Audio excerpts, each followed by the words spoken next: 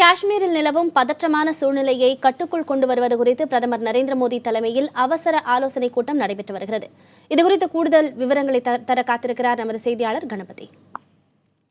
கணபதி, பிரதமர் தலைமையில் இன்று அவசரமாக ஏற்பாடு செய்யப்பட்டிருக்கும் இந்த ஆலோசனைக் கூட்டம் குறித்து விரிவாக பதிவு செய்யுங்க. நேற்றுதான் தனது ஆப்பிரிக்க பயணத்தை முடித்துக் கொண்டு பிரதமர் நரேந்திர மோடி இன்று காலையிலே இந்தியா திரும்பினார். திரும்பியதுமே அவரிடம் காஷ்மீர் சம்பந்தமான விவரங்கள் அனைத்தும் அரிசியாக கொடுக்கப்பட்டன. ஒருபுறம் அங்கு தற்போதுள்ள சூழ்நிலை என்ன, வன்முறை நடந்ததற்கு காரணம் என்ன, இதனால் என்ன சேதம் ஏற்பட்டிருக்கிறது, உயிரிழப்பு என்ன ஏற்பட்டிருக்கிறது, இதை தவிர இந்த விஷயத்திலே பாகிஸ்தானின் தலையீடு எப்படி இருக்கிறது, பாகிஸ்தானின் கருத்துக்களை எப்படி இந்தியா எதிர்கொண்டிருக்கிறது போன்ற பல்வேறு விவரங்கள் அவருக்கு தரப்பட்டன. நேற்று பாகிஸ்தான் அரசு அதிகாரிகள் இந்திய தூதரகத்தை சேர்ந்த அதிகாரி ஒருவரை அழைத்து காஷ்மீரில் நடந்த வன்முறைக்கு கண்டனம் தெரிவித்திருக்கிறார்கள். இது ஏற்றுக்கொள்ள முடியாது என்று சொல்லியிருக்கிறார்கள். இது பற்றிய விவரம் வெளியுறவுத்துறை அமைச்சர் சுஷ்மா ஸ்வராஜுக்கு அனுப்பப்பட்டது. அவர் இன்று பிரதமர் நரேந்திர மோடி இந்தியா திரும்பியவுடன் பிரதமர் நரேந்திர மோடிக்கு இது பற்றிய விவரங்களை அனுப்பியிருக்கிறார். காஷ்மீர் இந்தியாவின் ஒரு பகுதி. அப்படிப்பட்ட பகுதியிலே நடந்து கொண்டிருக்கும் ஒரு சூழ்நிலையை பற்றி பாகிஸ்தான் எப்படி கண்டனம் தெரிவிக்கலாம் என்று பாகிஸ்தானுக்கு கடுமையாக எதிர்ப்பு தெரிவிக்க வேண்டும், அதற்கான நடவடிக்கைகள் எடுக்கப்பட்டுக் கொண்டிருக்கின்றது என்பது பிரதமருக்கு தெரிவிக்கப்பட்டிருக்கிறது. இதை தவிர உள்துறை அமைச்சகம் சார்பிலே கூடுதலாக சிஆர்பிஎஃப் வீரர்களை காஷ்மீருக்கு அனுப்புவதற்கு முடிவு செய்யப்பட்ட நடவடிக்கைகள் எடுக்கப்பட்டு வருகின்றன. இது பற்றிய விவரங்களும் பிரதமர் நரேந்திர மோடிக்கு கொடுக்கப்பட்டிருக்கிறது. ஆகவே இந்த விஷயங்கள் குறித்தெல்லாம் விவாதித்து அனைத்து அமைச்சகங்களும் இந்த விஷயத்திலே ஒன்றாக செயல்பட வேண்டும். இதை தவிர அரசியல் ரீதியாகவும் இந்த விஷயத்தை அரசு வலுவாக எதிர்கொள்ள வேண்டும். எதிர்கட்சிகளையும் கலந்து ஆலோசிக்க வேண்டும். அவர்களுடைய ஒத்துழைப்பும் தேவை என்று பிரதமர் நரேந்திர மோடி அபிப்பிராயம் வைத்திருப்பதாக சொல்லப்படுகிறது. ஆகவே இது தொடர்பாகவே ஏற்கனவே தேசிய பாதுகாப்பு செயலாளரான அஜித் தோவல் என்ன ஆலோசனைகளை நடத்தியிருக்கிறார். நேற்று ராஜ்நாத் சிங், மனோகர் பரிக்கர், அருண் ஜேட்லி ஆகியோர் நடத்திய கூட்டத்திலே என்ன முடிவுகள் எடுக்கப்பட்டிருக்கிறது போன்ற விவரங்கள் அனைத்தும் இன்று பிரதமர் முன் வைக்கப்படும் என்றும் பிரதமர் மேற்கொண்டு என்ன நடவடிக்கைகளை எடுக்க வேண்டும் என்பதை பற்றி தனது கருத்துக்களை தெரிவிப்பார் என்றும் சொல்லப்படுகிறது. ஆகவே இன்று மூத்த அமைச்சர்களை, முக்கிய அமைச்சர்களை பிரதமர் சந்திக்கிறார். வெளிநாட்டிலிருந்து திரும்பி வந்தவுடனேயே முதற்கட்டமாக இந்த நடவடிக்கையை அவர் எடுக்க முடிவு செய்திருக்கிறார் என்பதால் இந்த விஷயத்துக்கு எவ்வளவு முக்கியத்துவம் கொடுக்கப்படுகிறது என்பது தெரிய வரும். பிரியா, கணபதி, இந்த அவசர கூட்டத்தில் யார் யாரெல்லாம் கலந்து கொள்ள இருக்கிறார்கள்?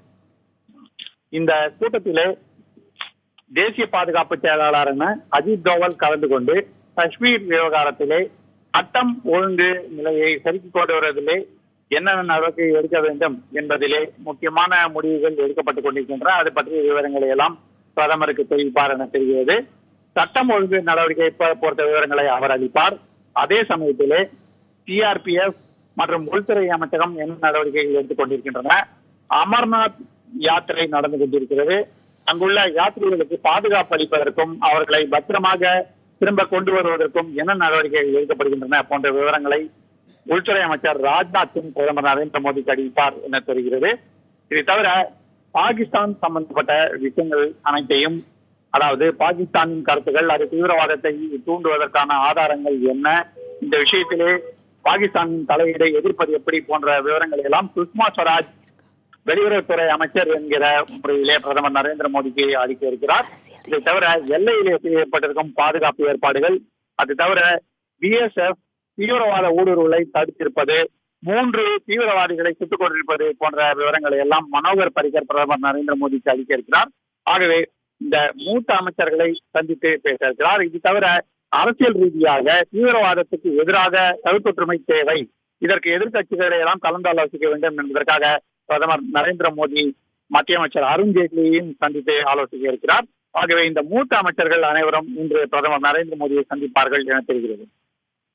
கணபதி, தொடர்ந்து காஷ்மீரில் பதற்றமான ஒரு சூழல் நிலவி வரும் காரணத்தினால அங்க இருக்கக்கூடிய இந்தியர்கள் பாதுகாப்பாக இருக்க வேண்டும், அவர்களை பாதுகாப்பாக வைத்திருக்க நடவடிக்கை எடுக்க வேண்டும் என்ற பல்வேறு கோரிக்கைகள் எழுந்து வருகின்றன. இதற்கு இந்த கூட்டத்திற்கு பிறகு அது தொடர்பான முக்கிய முடிவுகள் எடுப்பதற்கான வாய்ப்புகள் இருக்கிறதா?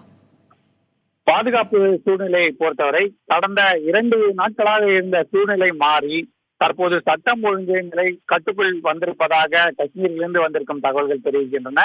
அதாவது அங்கிருந்து கவர்னர் மூலமாக மத்திய அரசு தகவல்களை பெறுகிறது, முதலமைச்சர் மூலமாகவும் தகவல்களை பெறுகிறது.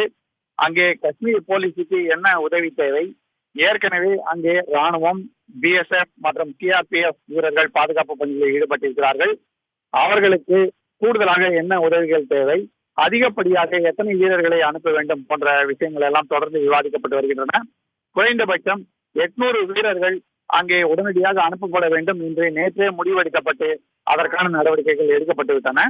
தேவையான வீரர்களை உடனடியாக எப்போது வேண்டுமானாலும் இன்னும் கூடுதல் எண்ணிக்கையிலே அனுப்பலாம் என்பதற்காக உள்துறை அமைச்சர் ராஜ்நாத் சிங் தொடர்ந்து சூழ்நிலையை கவனித்து வருகிறார். அவர் அமெரிக்கா செல்வதாக இருந்த அந்த பயணத்தை கூட அவர் நேற்று ரத்து செய்துவிட்டார். ஆகவே இப்படிப்பட்ட சூழ்நிலையிலே அமர்நாத் யாத்திரைக்காக அங்கே சென்றிருக்கும் யாத்ரீகர்களை பத்திரமாக மீண்டும் தங்களுடைய மாநிலங்களுக்கு கொண்டு வந்து சேர்க்க வேண்டும் என்பதற்காக பல்வேறு மாநிலங்களிலிருந்து கோரிக்கைகள் வந்து கொண்டிருக்கின்றன. தமிழ்நாடு உள்ளிட்ட பல்வேறு மாநிலங்களிலிருந்து யாத்ரிகள் அமர்நாத் யாத்திரைக்காக சென்றிருக்கிறார்கள். அவர்கள் பத்திரமாக திரும்ப வேண்டும், காஷ்மீரில் இருந்து அவர்களுடைய சொந்த ஊர்களுக்கு விரைவாக திரும்ப ஏற்பாடுகளை செய்ய வேண்டும் என்பதற்கான நடவடிக்கைகள் நடந்து கொண்டிருக்கின்றன. ஆயிரக்கணக்கான யாத்திரிகள் இந்த அமர்நாத் யாத்திராவிலே பங்கேற்பதால் இந்த வேலை தொடர்ந்து பல நாட்களுக்கு நடைபெறும் என தெரிகிறது. அதற்கான ஏற்பாடுகளை சிஆர்பிஎஃப் மூலமாக தற்போது மத்திய அரசு செய்து கொண்டிருக்கிறது. கணபதி, காஷ்மீரில் தற்போது பாரதிய ஜனதா ஆதரவை பெற்ற அரசு ஆட்சி செய்து வருகிறது. இந்நிலையில் மத்திய அரசின் மீது இது கூடுதல் அழுத்தத்தை ஏற்படுத்தும் என்று கருதலாமா? நிச்சயமாக அரசியல் ரீதியாக இது ஒரு அழுத்தத்தை ஏற்படுத்தக்கூடிய விஷயமாகத்தான் இருக்கிறது. ஏனென்றால் தீவிரவாதத்தை ஆதரிக்கக்கூடிய பல்வேறு சக்திகள் காஷ்மீரிலே தொடர்ந்து இயங்கி வருகின்றன. பாகிஸ்தானால் இயக்கப்பட்டு வரும் இந்த சக்திகள் தொடர்ந்து தீவிரவாதிகள் கொல்லப்பட்டாலோ அல்லது தீவிரவாதிகள் தாக்கப்பட்டாலோ அதற்கு அனுதாபம் தெரிவிப்பது, அதற்கு எதிராக கலவரங்களை தூண்டுவது போன்ற செயல்களிலே ஈடுபட்டு வருகின்றன. இந்த சமயத்திலே மெஹபூபா முஃப்தி வலிமையான நடவடிக்கை எடுக்க வேண்டும். தீவிரவாதம் என்பதற்கு எதிராக அனைத்து கட்சிகளும் ஒன்றாக செயல்பட வேண்டும் என்பதற்காக மத்திய அரசு தொடர்ந்து பல அரசியல் கட்சிகளை தொடர்பு கொண்டு ஆலோசனை செய்து வருகிறது. உள்துறை அமைச்சர் ராஜ்நாத் சிங் ஏற்கனவே இது தொடர்பாக காங்கிரஸ் கட்சி தலைவரான சோனியா காந்தியிடம் பேசியிருக்கிறார். நேற்று காங்கிரஸ் தலைவர் சோனியா காந்தி மற்றும் காங்கிரஸ் கட்சியின் காஷ்மீரில் உள்ள மூத்த தலைவரான குலாம் நபி ஆசாத் ஆகியோர் இது தொடர்பாக அறிக்கைகளை வெளியிட்டிருக்கிறார்கள். இதை தவிர ஒமர் அப்துல்லாவிடமும் இது தொடர்பாக உள்துறை அமைச்சர் ராஜ்நாத் சிங் பேசியிருக்கிறார். தீவிரவாதத்தை தூண்டும் வகையிலே எந்த விதமான நடவடிக்கையும் இருக்கக்கூடாது, அரசியல் ரீதியாக இதற்கு கண்டனம் தெரிவிக்க வேண்டும் என்பதிலே பாரதிய ஜனதா கவனமாக இருக்கிறது. ஆகவே கூட்டணி கட்சிகளாக இருந்தாலும் சரி, எதிர்கட்சிகளாக இருந்தாலும் சரி, அனைவரும் ஒன்றாக சேர்ந்து தீவிரவாதத்துக்கு கண்டனம் தெரிவிக்க வேண்டும், எதிர்க்க வேண்டும் என்ற நடவடிக்கைகளை எடுத்து வருகிறது.